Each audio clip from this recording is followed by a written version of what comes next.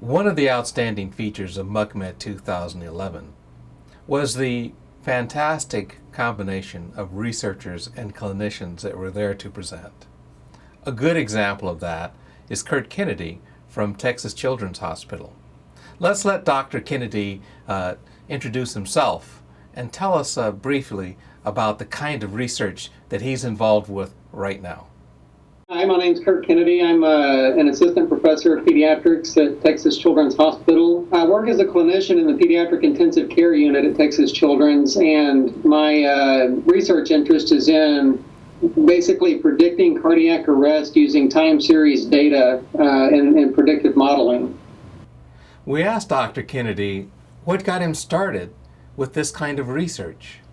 When I'm in the ICU and taking care of children, when they go into a cardiac arrest, many times I can go back to a flow chart and say, well, you could have probably seen this coming because, their heart rate was going up or down or their blood pressure was changing. And it's not a single point in time that you can take a cross section and say that was it.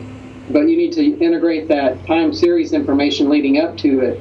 None of the predictive models in clinical medicine really do that. So that's kind of what I would like to, bring to the community a little bit better, is a better strategy to do predictive models at the bedside in real time.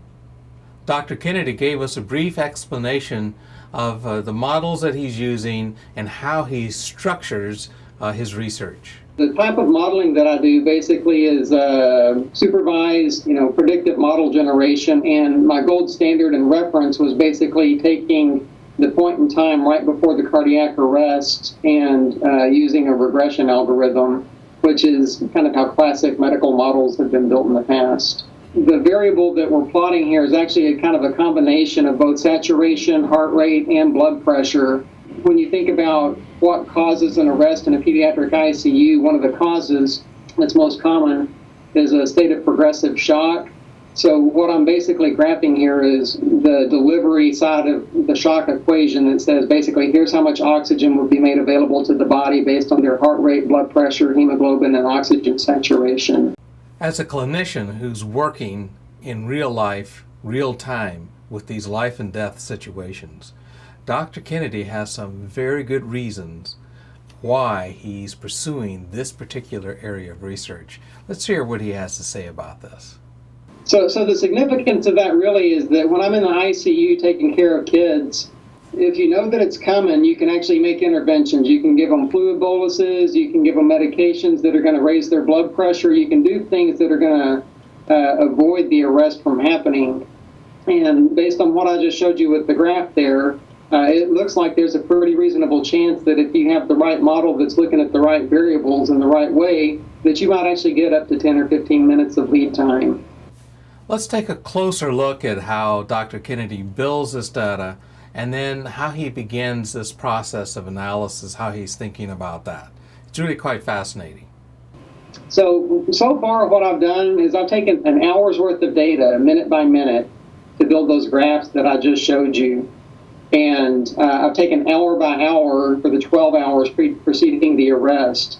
So an old school model would be represented by the most recent variable before the cardiac arrest happened and a regression algorithm. And when we did how well does that model perform, that you get your red line right there. And this is basically a receiver operating characteristic curve that says here's how well that model performs. When we went to using the time series analysis part of this and looking at slopes and trends and things like that in the data preceding the arrest, you can see that the blue line, which is the support vector machine, looking at the time series data, had an area under the curve of about 98%. So there was a pretty remarkable improvement in the predictive accuracy of the model just looking at the time series data and using more modern modeling algorithms.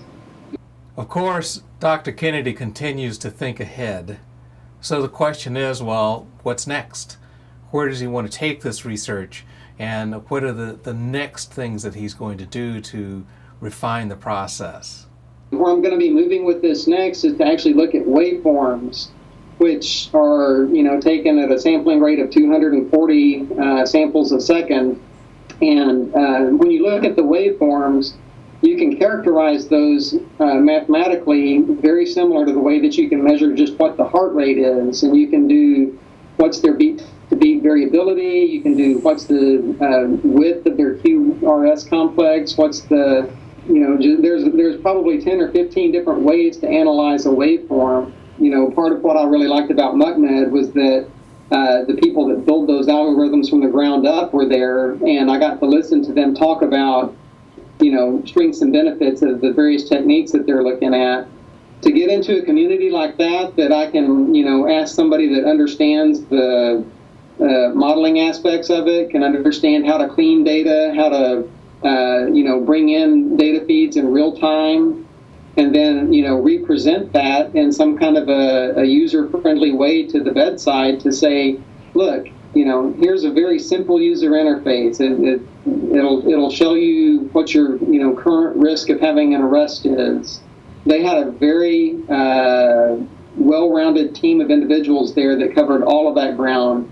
I felt honored to be a part of the MUCMD community, and I really want to continue to participate in that, to contribute what I can, but also to draw on the expertise that they had there.